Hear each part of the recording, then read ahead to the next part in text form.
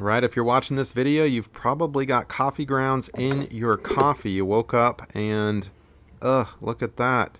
Gritty, grimy, your coffee overflowed in the coffee pot. So how do you fix it and how do you prevent it?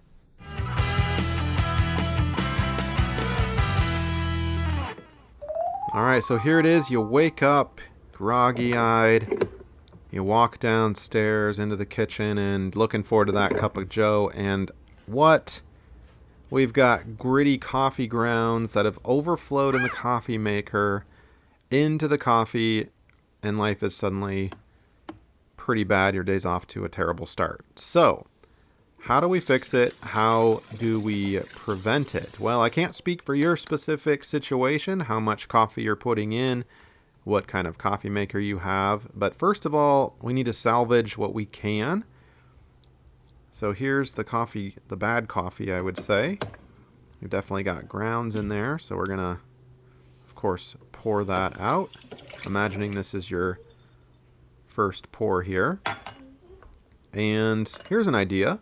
You can rinse out the filter and then go ahead and filter the bad coffee. In other words, the coffee with the grounds in it.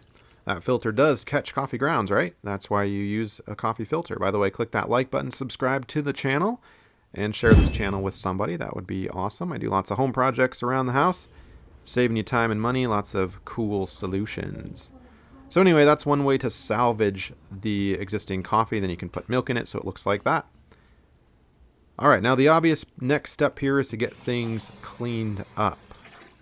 So you'll need to read the instruction manual on how to best clean your coffee maker. But for this video, I'm just going to rinse everything out from the filter to that little extra tray to the lid of the carafe.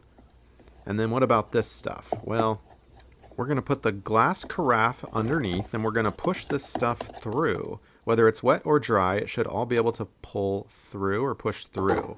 And that way you can just empty the carafe and wash it off. Now, once your parts are all clean, you can put it back together again, and that will go on to the next step of how to prevent this. Now, if you look at the lid, you want to make sure there are no clogged holes in the lid. That's the first step. That should have been taken care of when you clean this out, but you might need to pay extra attention to what's going on, because if there's a clog, then the water is possibly backing up or creating some type of issue. And that concept is true for all parts. Make sure there are no clogs, including your filter. So again, wash your filter really well.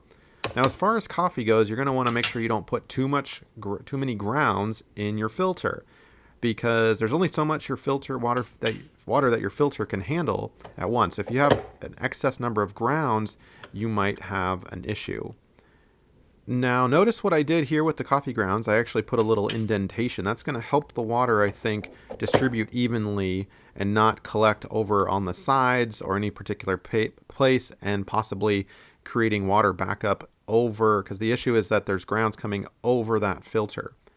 And with that in place, you can see the next morning, it looks like we are good. We have no coffee grounds that have overflowed from the filter. And that's how it should be.